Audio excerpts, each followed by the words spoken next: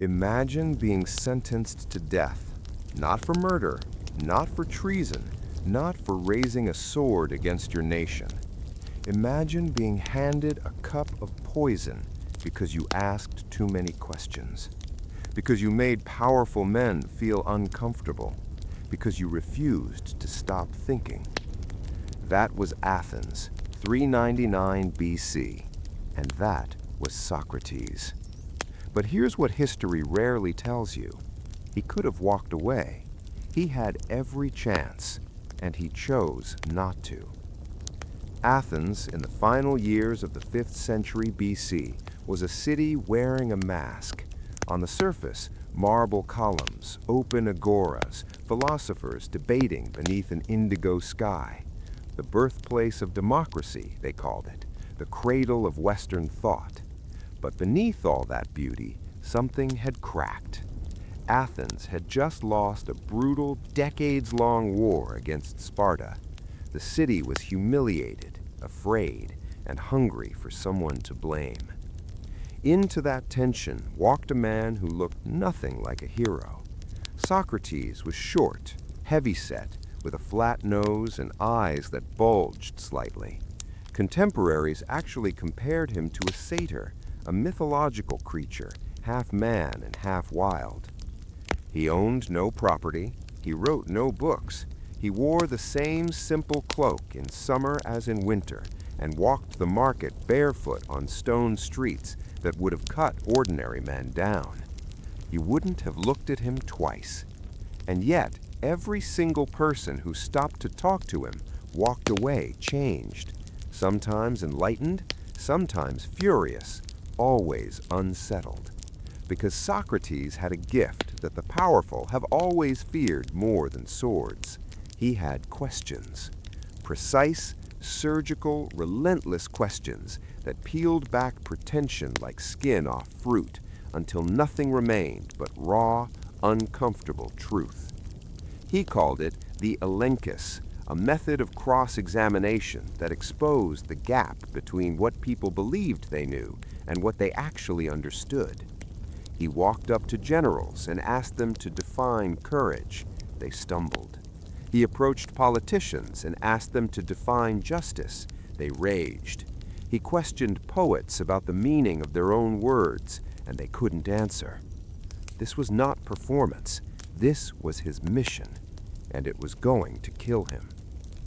The charges filed against him in 399 BC were threefold: impiety toward the gods of Athens, introducing new divine beings, and corrupting the youth of the city. 3 charges that, in the language of a wounded city searching for scapegoats, amounted to one thing: you are dangerous, old man. You make people think, and thinking people are unpredictable. The trial drew 500 jurors, a massive jury by any standard, then or now. Socrates stood before them without a lawyer, without theatrical tears, without the rehearsed begging that defendants typically performed to soften Athenian hearts. His friends had even arranged an escape plan. The path was clear. The border was reachable. He could have lived. He refused. "I will not do as you might expect of me," he told the jury, his voice steady as bedrock, begging you with many tears and using every possible means to get an acquittal. The crowd stirred. They expected submission. What they got was philosophy. He argued that the unexamined life was not worth living. He argued that death was either a dreamless sleep, in which case nothing to fear, or a journey to another realm where he might finally question Homer himself. Either way, he was at peace. Either way, he would not stop being who he was. The jury voted 280 guilty, 220 not guilty. The margin was closer than his accusers had hoped, but it was enough. Here is the moment, the single most powerful moment in this entire story, the one that should stop you cold. On the last night of his life, his friends gathered in his prison cell, weeping, begging him to run. His student, Crito, had bribed the guards. The door was essentially open. all Socrates had to do was walk through it. He sat there, calm as a lake on a windless morning, and he talked to them about the soul, about virtue, about what a man owes to truth. He told them that to escape now, simply to preserve his body, would be to betray everything he had spent 70 years standing for. Then the jailer brought the cup. Hemlock, a slow-acting poison that climbs the body like a cold tide, starting in the legs, rising through the torso, finally reaching the heart. His friends couldn't watch. Some turned away, some wept openly. Socrates drank it without trembling. As the coldness began to rise through his legs, he lay back and kept talking, calmly, almost gently. And in his final recorded moments, according to his student Plato, who was not there that night, but gathered every account he could find, Socrates looked at his closest companions and said something that has never stopped echoing. "I am not dying. You are just losing sight of me."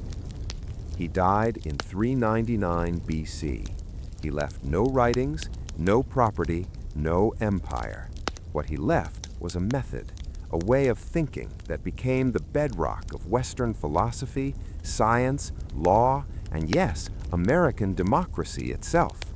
The Socratic method is still taught in law schools across this country. The idea that truth is found through relentless, honest questioning, that is his fingerprint on your civilization. They silenced him with a cup. He answered with an eternity. And maybe, just maybe, the most radical act any human being can still perform in any era, in any nation, is to keep asking the question they were told to stop asking. Some men die standing. Socrates died thinking. That was always the point.